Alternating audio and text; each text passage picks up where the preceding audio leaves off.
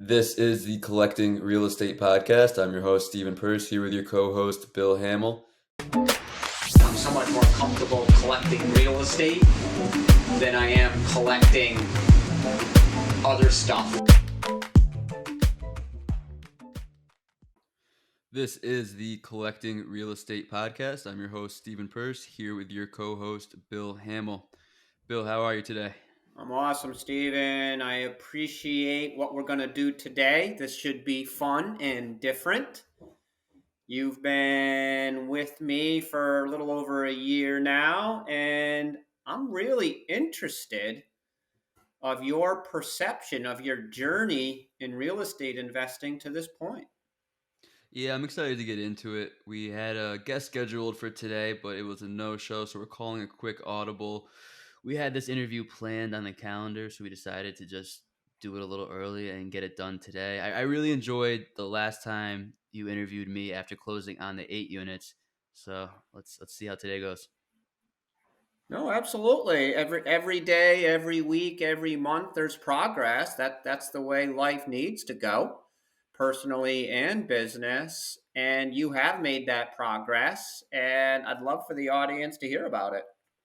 Yeah, you say personally and business, there is progress every day, every week, but it's so hard to see it day to day.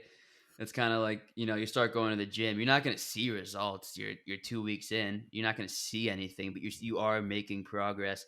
And sometimes you need the quantitative results to let you know that you are making progress. Whether it's the gym, it's like, oh wow, I'm lifting a little bit more now. Maybe I am making progress. Or you start seeing your properties give you that cash flow, and you get those quantitative results. That's so funny you say that. There's so many different analogies that come to mind to explain that, where people like to say every day you're getting 1% better. Tony Robbins uses that acronym CANI, constant and never ending improvement. They all ring so true. And there is challenges along the way. Welcome to life. Mm-hmm. Ultimately, we want challenges. We overcome challenges, and it just gets us better, better, and better, and prepares us more and more for bigger and better things as we go through life. Yeah, it's a skill to be able to recognize it and slow down and see it on the day to day. I can keep making analogies. Someone that loses 200 pounds, if you live with a person, you're probably not going to notice it day to day. But then you look at the before and after pictures, you're like, holy shit, this guy looks great now. Building muscle, however you want to look at it, Yeah. personally and business. So let's get right into it. I'm going to start off. Just remind us, how did we meet, and what did your transition from your W 2 job look like as you came to Hamill Real Estate? Yeah, so I was working for Blue Grace Logistics. I was a business development account representative position, company based out of Tampa, Florida. I had moved back home to Niskayuna, New York during the pandemic when my boss told me that we were indefinitely working remote. So at that point, I was scrolling LinkedIn for job postings. I'd always been very interested in real estate investing, especially since my entrepreneurial course. And when I saw your listing, I jumped on it right away. I was very excited to see that. As far as the transition, it was different going from an office of probably 75 people, mostly in their 20s, to an office in Latham, New York, with just the two of us. So that was a big change. I'm definitely someone that drives off of competition. So I think I did feed off of that in the office setting, whereas other people making calls, you want to make one more call than that person next to you. You want to do a little bit better than that guy across from you. So when it's just the two of us sitting there, okay, you have to really motivate yourself to get stuff done. And at a young age, it's culture shock. I just went from this at Blue Grace, which is what you knew, and it was your first real W 2 job, correct, out of college? Yep.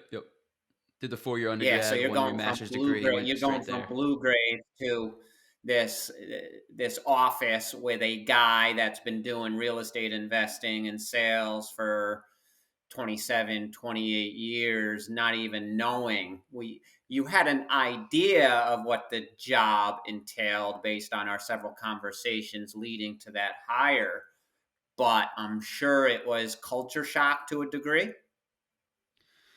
Yeah, a little bit of culture shock. I wasn't playing ping pong on my breaks with friends in the break room or anything. But That's for in sure. in in the beginning, it was just so much learning, and I was really excited to absorb all of that information because it was something I was interested in. So I started, I think, mid-February of last year of 21, and probably the first month, you would come in the office mid-morning, and we would just go back and forth for a couple hours, and there was so much learning during that time. I really enjoyed that. So here's the big question. So you started into with Hamel Real Estate with very limited knowledge of real estate, other than probably what you picked up on Bigger Pockets and some of that. Yep. And here you are now in March of 2022. Explain that learning curve from last February 2021 to March of 2022. It was fast, but that's because I completely absorbed myself with that real estate content. I immersed myself into it. If I wasn't working with Hamel Real Estate, I was listening to real estate podcasts. I was completely focused on real estate investing. It reminds me of when I lived in Mexico for almost a year, and I learned Spanish because I immersed myself. If you try and take the Spanish course after your work day, you'll pick up a little bit here and there, but you're not gonna be fluent. If you go to Mexico and you live with a Spanish speaking family and you go to a Spanish speaking school, you're gonna learn Spanish. And that's kind of how it felt when I was going to work, talking real estate with you all day. On the way to and from work, I'm listening to real estate podcasts, and then I go home and I sit at my kitchen counter and underwrite properties for 4 hours with some basketball on in the background. And then you wake up, you do the same thing again the next day. So at this point, I don't want to sound arrogant in any way or anything like that, but sometimes I talk to older investors about underwriting or multifamily, and I feel like I'm almost ahead of them, even though they've been doing this 20 years. And I think a lot of that is because you taught me your 27 years of knowledge in 1 year. And you'll find out it's funny because you're comparing, which I asked, March of 2022 to February of 2021. But when we do this in a year or 2 years from now, you're going to be, oh my God, yeah, what was I thinking in March 2022? Because you've learned so much more now over that next year or two, which basically, and I'm in the same position. I've been doing this since the 90s, and I found out very clearly after joining several mentorship groups over the past couple of years that the learning is endless. Absolutely. I feel like I've learned a lot about underwriting and deal structuring specifically. I think I can really do that to a high level, figure out creative ways to structure a deal and underwrite them. But there's so many areas in the business that I have so much to learn. Like today, I fixed a aerator on a sink, and that was a heavy lift for me. I have such a little construction background that there's so much to learn in that area for me. And it's funny because we're both experienced this, this week, and it's so easy for everybody to say, focus on the needle mover items only. That who not how concept, which I certainly appreciate, and I'm focusing on regularly. I'm actually doing a presentation on it tonight. But here I am transitioning property managers, and I'm literally showing apartments, doing renewals on a property that I have third party management on. Unfortunately, I felt the need to jump in. They're super busy, and I have to get this property to its full potential because we've decided to market it. So I have no choice to get this place exactly where the rent roll needs to be so I can on April 1st market this and get the desired result that we're trying to achieve. So no, I'm supposed to be focusing on deal acquisitions, raising money for big deals. But unfortunately, I'm taking care of some daily, weekly business on a 16 unit I bought 14 months ago. And, tell us about your trend. You've been managing your two family. You hired out third party management on the 8 unit. So why are you fixing an aerator on a faucet? Yeah, so they say that you need to still manage your property manager, and that's very true, but maybe not even enough. In my situation, this past week, I got a text from a tenant. It was last weekend, showing me screenshots of work orders that were about a month old. So at that point, I had to contact the tenant and take care of the work orders myself. I could blame myself for not staying on top of the property management enough. When I first hired them, I did plan on having weekly calls, and at that weekly call, asking, "Are there any work orders? Is there anyone behind on rent? Like, is there any recap you can give me for the week?" But when I asked for that at the beginning, they said that wasn't standard. They said that they could accommodate that, but no one else has these weekly calls, and for someone with 8 units, it's not normal. So that was kind of a hint to not do that. So I tried to let them do their job, but it turned into me having to do it instead, which sounds exactly like the experience that you had renting apartments, even though you have a property manager. And it's very difficult because part of me wants to let someone else manage it to focus on the things that I want to focus on to grow the business, the who, not how. But things need to be done correctly. So what's the answer there? I want to split time between upstate New York and Tampa, Florida. Can I do that managing it myself? Maybe. Okay, if I hire a property manager and they're not doing it, how do you stay on top of them? And I think these are questions that all real estate investors deal with, face, struggle with. At this point, I'm gonna manage the 10 units on my own. I think I probably should have done that from the start, but you can't go back in time. I've learned just from watching the property management company. People always say manage yourself to learn and then outsource it. I kind of did it the opposite way, where I hired someone and I learned from their mistakes, and now I'm going to try and do it better myself. Well, it's funny, and I don't blame you. You watched me shift away from property management after discussing my 27 years, stating that I should have gotten out of property management 15 years ago, 10 years ago, to focus I was on what I'm. brainwashed.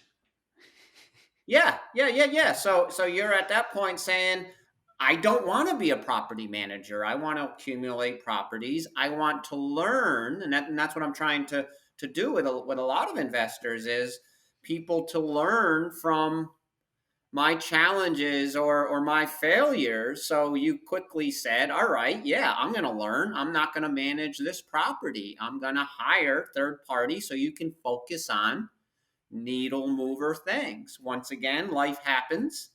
It's hard, very difficult to follow that textbook, as different things happen. So here we are learning. And the way I have to look at this is being a property manager for so long. I know a lot of property managers in the capital region of New York, and I was very comfortable hiring three different managers. Ultimately, I'm down to one who's handling all of our stuff. So if I was to go back in time, knowing, all right, I ran a business for a long, long time.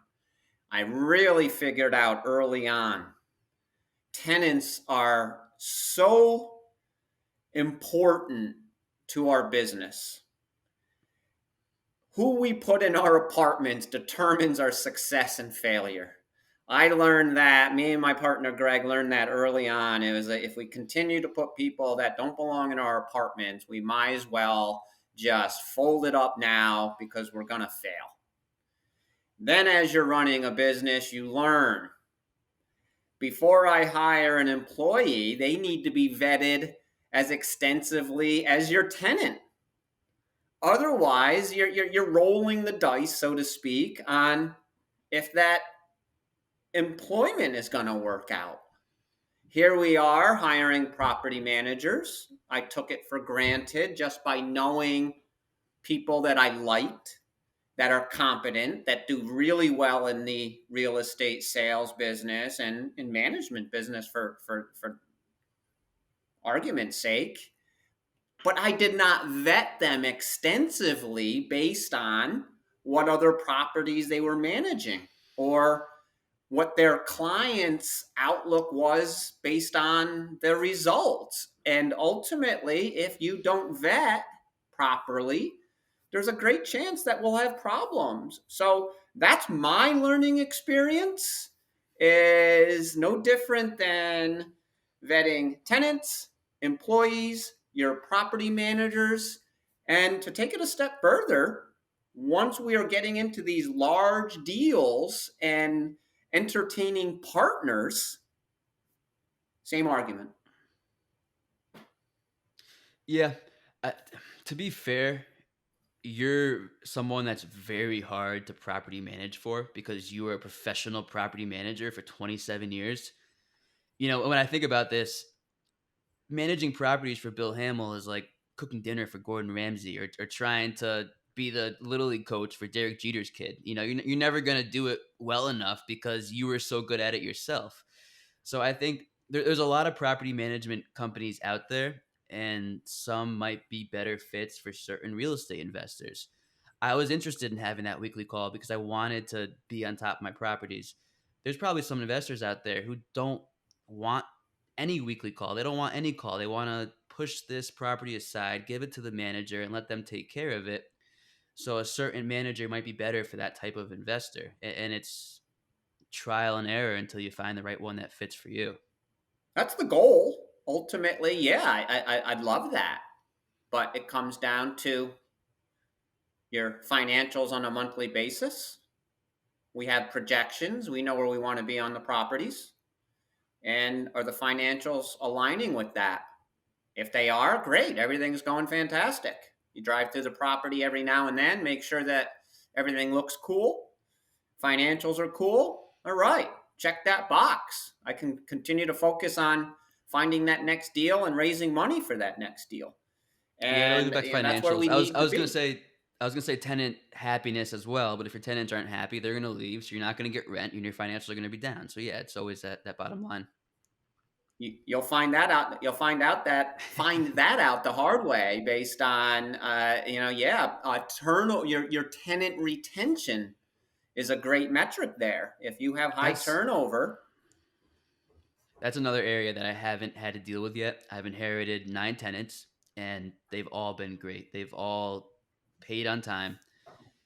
None of them have left. I haven't had any turnovers. I haven't had any real problems. So that's something that I know will be a challenge in the future that I just haven't had to deal with yet. let's talk about that. You got that two family that you live in, you got a tenant downstairs, and you have that 8 unit, which you financed a particular way. I know you had options with that 8 unit. What are your plans going forward now that you've owned that two family and that 8 unit for a short period of time? But do you have any particular plans on both of those? I'm just trying to collect more real estate, but it's difficult in this market. As far as the two family, there's been a lot of work I've had to put in here. This was the red and green house. That was a lot of red and green paint on the exterior and interior. Kitchen needs to be redone, bathroom needs to be redone. So just going through the process of my first renovation, completely redoing outside and inside for this one. Downstairs tenant's great.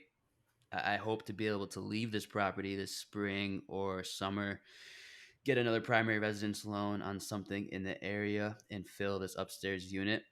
And at that point, the numbers are going to work great on this because I got a 30-year loan that's fixed rate under 3%. So I think that's just a property that you tuck away in the portfolio and you let it do its thing in there. As far as the eight You unit, I'm in the mentioned you process. mentioned doing some work on that two family. Is that going to be a kind of a burr, a value add, and when you do move out of there, you're able to jack those rents up? Yes, it's a value add. It's a definitely a rent increase, but I don't plan on refinancing because of the good rate. I don't think it'd be worth losing. I got like a 2.75 on this, so I don't plan on ever refinancing it. Um, and the downstairs tenant, I'm gonna keep their rent below market just because I knew them before moving here. They're good people, and I want to keep them there. They also help around the house, little stuff like snow removal, lawn maintenance. To be candid, they're at 1,000 right now. I think upstairs can rent for 1,400, and the property costs me about 1,100 a month all in. So if I'm making 1,300 a month on this, I'm very happy with that, knowing that rents aren't going to go down, so it's going to keep getting better in the future.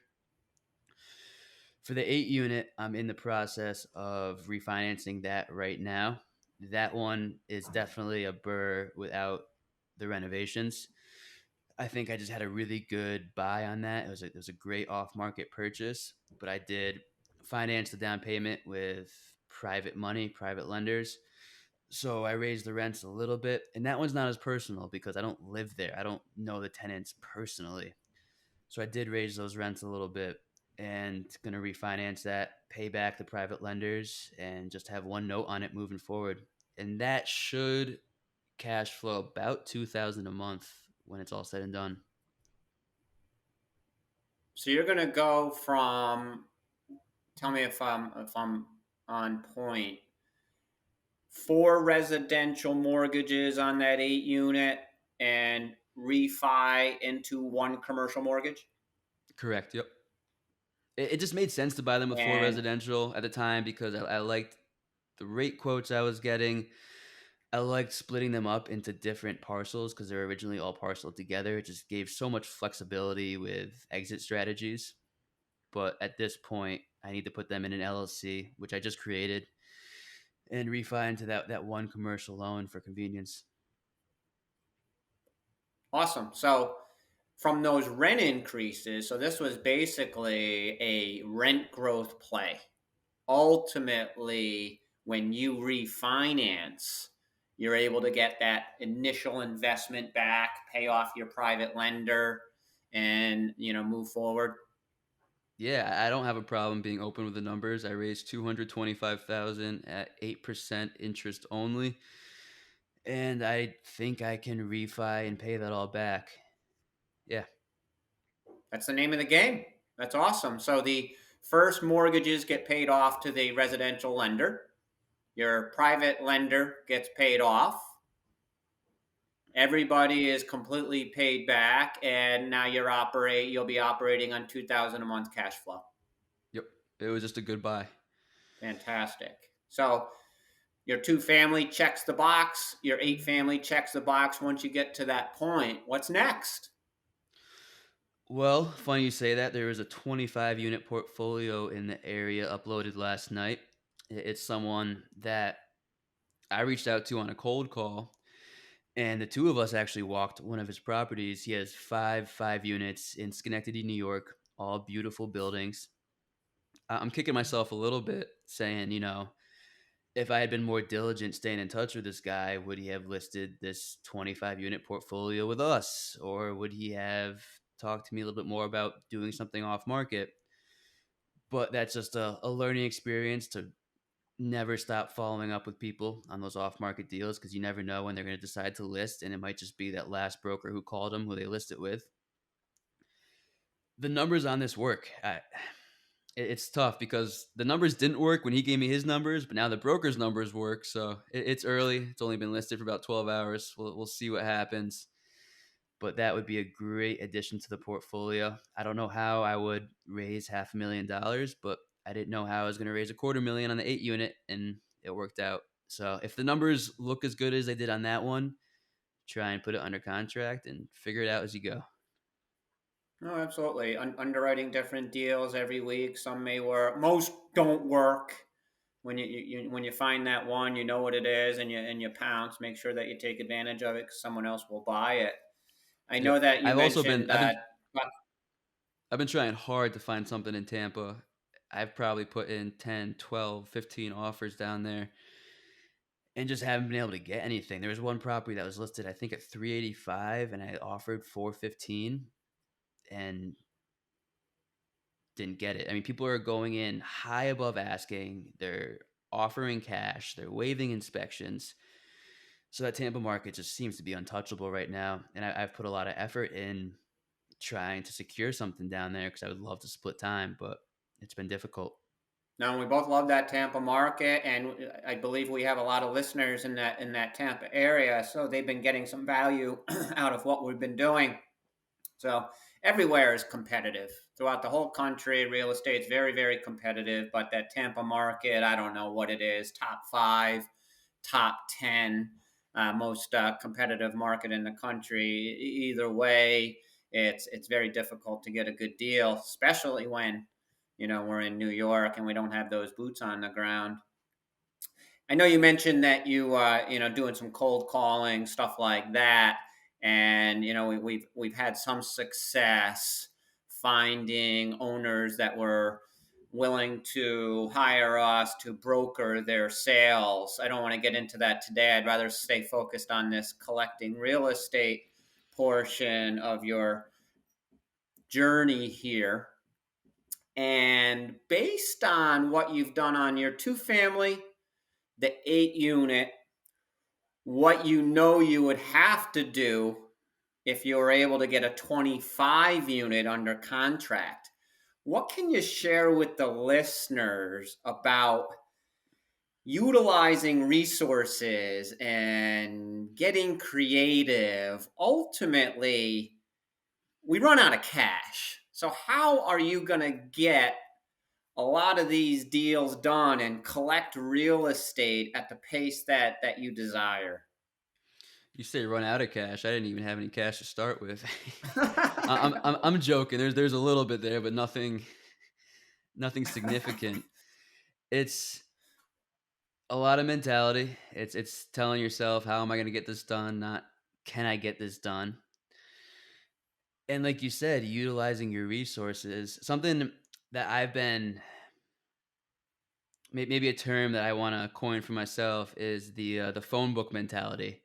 I haven't heard Bigger Pockets or anyone else use that before, but it's something that towards the end of my 8 unit closing, the mortgage company hit me with, "Hey, we need that 1 year of taxes and insurance and escrow," which I should have known, but I didn't. I just an oversight on my part. So that was an extra like $35,000 that I needed to close. If you know Schenectady taxes, they're pretty bad.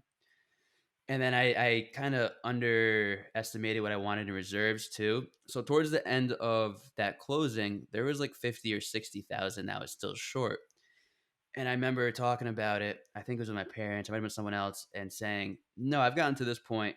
I'm gonna close on this. If I need to, I'll get a phone book out and I'll just start calling people and asking for money." And I didn't have to get to that point, luckily, but I was serious about that. I mean, whatever it takes to get this done, we're gonna get it done at this point. And then on the 15 unit that we're both working on, and I'm excited to do a podcast on that soon. Same thing. We're getting close to the close there, and we're a little short on the raise.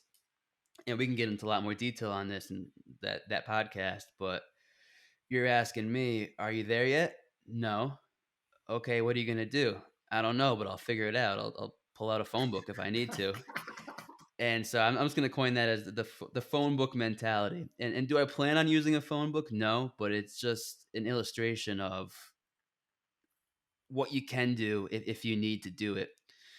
So in order to take down the 25 unit, I'd probably have to time it right with the 8 unit refinance and roll that refinance money into the 25, which would be about half of it. And then I've been warming up other investors along the way, because during that 8 unit raise, I kind of realized that, investors are my secret to growth. The deals are going to be there on market, off market. You can always find deals, but you have to find the money as well.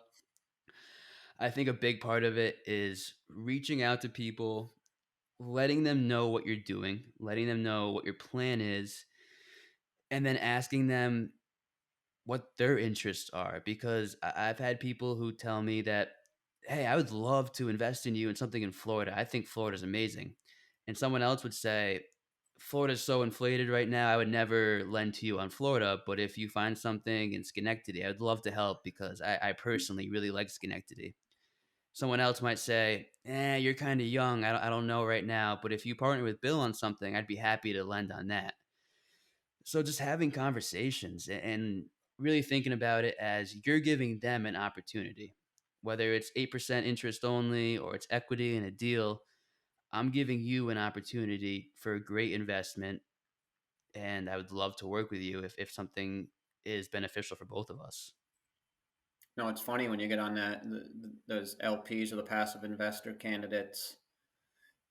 Florida is a great market. And yeah, there's a lot of people that want to just invest in Florida or the Southeast, but I've got people right in the capital region of New York. They're only interested in investing in the capital region of New York because they can drive by it, see it, touch it, and they have no appetite for the Florida asset. So just goes to show you the difference between Florida and New York based on different appetite levels. Mhm. Going And I also want to back, mention before going any further, just how important investor dollars are to myself in general. I mean, we joke around and talk about it on a podcast, but it's definitely not taken lightly. Someone giving you that trust and investing in you, and how important that is and how seriously I take that. I think I've heard David Green say that every investor dollar is as important as four of his own dollars. So it's really serious. I remember Shoe Dog Phil Knight talking about his lender. I think it was a Japanese lender, and I'm not sure exactly, but I think they wrote down in their office and they put it on the billboard, whatever their name was, they get paid first. I don't care if our office doesn't have electricity next month, we're paying back our lender. And that's part of why Nike's been so successful. It's just that mentality of if someone's willing to invest in me and have that trust, that person is getting paid back first and no matter what. no doubt, I had that mentality at 21 years old. I was borrowing money early on, and my mindset was everyone is always going to get paid. I don't care what I have to do, of course, within ethical means. In my early 20s, I would work 24 hours a day. Ultimately, if anything went awry, my people who trusted me were getting paid. Fortunately, I started off my career fairly well, making proper deal selection. So it always worked out, even though I had challenges along the way. It was always something that I've always paid all my lenders 100%. Perfect paying record. I'm very, very proud of that. Going back, that phone book mentality, I don't, I think you may have mentioned it. I didn't recall it until you just mentioned there. Originally, this part of the conversation was about telling the listeners on what are their resources, how can they get into deals. And what I really love about that phone book mentality is you're listing off your resources that you need to do any particular deal. But it's not only your resources, it's being resourceful. So that phone book mentality is just that. You have your list of resources, but if those get exhausted, boy, is resourcefulness now super valuable, which that's a great analogy. I and you have probably heard, even over the last couple months, you have people that want to be investors. They say I only have a certain amount of money, and they tell us the limitations, and we're left staring at each other saying, wow, They need to get creative. They need to brainstorm. My resources are different than your resources. All of us have a different set of resources and ability of being resourceful. What do you tell that wannabe investor saying that, oh, geez, I only have so much money and I can't buy anything more than a two family? I'd first ask them what they're doing to change that already.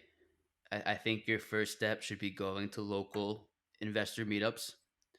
You're going to meet people who are doing deals, people who have properties that want to get rid of properties, that want to buy properties, and hanging around real estate investors talking real estate is probably your best first step to buying real estate. When you're in that circle, those creative solutions might just, the light bulb might go off when you're talking to someone. Oh, I figured out how I can get into this. Another easy strategy, say you want a 2 to 4 unit in one of these three towns, go on Zillow, look up multifamily properties, call the listing agent on every single one, say, hey, is the owner willing to hold paper? You're probably going to get 100 no's, but you might not get 1,000 no's in a row. You might get one out of 1,000 to say yes. Okay, now you have an option to buy a property with no money down. It's taking those little steps. Do you have someone that you were friends with in high school who has an entrepreneurial spirit but you haven't talked to in 10 years? Give them a call. Maybe they are really interested in real estate investing, but they're working on a tech company and they don't have the time. You tell them that, hey, you have the time, you want to manage the properties, you're pretty handy. Now you have a partnership. I think it's, like you said, being resourceful. And if if you want it, you'll figure it out. Going back to that Shoe Mm. Dog book by Phil Knight, I haven't read that in probably a year. I don't know why it's so top of mind right now. But another thing he said was, if you have a problem in your life and you stay up all night, you're gonna figure out that problem. If that problem is driving you so crazy that you can't sleep and you actually stay up sitting at your desk through the entire night, odds are in the morning you're gonna have a solution. So if you want it that bad, call up some local real estate Yeah, investors, start from it's there. a bad analogy, but I always explain it. If you have a gun to your head, Yeah, you will figure it out. exactly, exactly. You have to think like that sometimes as an entrepreneur, and it's not natural, it's not comfortable, but you have to. No doubt, no doubt. Love that answer. I appreciate that. Hopefully the listeners got some value from that, especially the beginning ones who don't know how to get in. I'm going to wrap this episode up with you. They say you have to have three of something to make a collection. So I have three questions for you. Number one, in 5 words or less, what is a lesson you have learned collecting real estate? Yeah, so I'm excited for this final question to be added to our collection of questions, and my answer is to always have a sense of urgency. Is that have a sense of urgency? Okay, have a sense of urgency. There we go. No big deal. If it's Yeah, 5 words or 6 words, we'll let you get away with it. have a sense of urgency, and I think that's what separates the people that are successful from the ones that give up. To answer that bigger pockets question as well, it's having that sense of urgency. If you asked 100 people on the street, hey, do you want to own an apartment building? You're probably going to get 98 yeses. If you asked 100 people, hey, do you want a six pack? You're probably going to get 99 yeses. But if you don't have a sense of urgency to get it done, it's not going to happen because there's so many distractions every single day to hold you back. And if you don't Absolutely. feel like you have that gun to your head, good luck. I agree. Number two, what's your 1 year personal goal? Well, I just looked outside and I see snow and it's March 9th. So getting to Tampa, Florida for part of the winter. I don't know if that's a personal goal or a business goal, but that's definitely up there. Besides that, I've been pretty good about exercise and gym the last 3 years, but something that I've really been trying to put into my daily schedule but struggling with is playing piano. I took lessons over the summer, and every time I was at my lesson, I just wanted to be golfing instead because the piano lesson was down the road from the golf course, and that was a bad idea. So I've been doing well with the physical stuff, but I would love to get some music back in my life and be diligent about practicing piano. Cool. It's when my parents had me taking guitar lessons in fourth grade. I was always an athlete growing up, and my guitar lessons probably lasted a couple months. That was a total waste of money. It's hard to Last do everything. question. It's so hard. Yeah, absolutely. Last question for you. How do I, the listeners, assist you? And how do we contact you? Lost an AirPod there. The best way to assist me would be to subscribe to this show, give a 5-star review. If you haven't already, we're really trying to grow the Collecting Real Estate podcast and brand. So please help out that way. Check out our website, collectingrealestate.com. As far as contacting me, my number is 518-860-6430. I'd be happy to talk to anyone about real estate investing, whether you're new or experienced. And check out our websites, collectingrealestate.com and hamelrealestate.com. My email is Stephen, Stephen, at Hamel, Hamel, realestate.com. Fantastic, Stephen. I appreciate all of this. I appreciate the listeners. Hopefully, you got some value out of this from a guy who has made great progress in 1 year time and discussed some of his challenges, but ultimately is on the right track here to collect a real estate portfolio.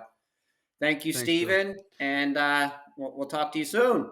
I'd say one more thing, go All bigger, right, faster. We've said that before. there you go. Think about what excites you. What number per month in cash flow excites you? If 10,000 excites you, okay, make that your goal. If it takes 50,000 a month to excite you, then go for that 50,000 a month and stick to it. Excellent. Talk soon. Thanks, Bill.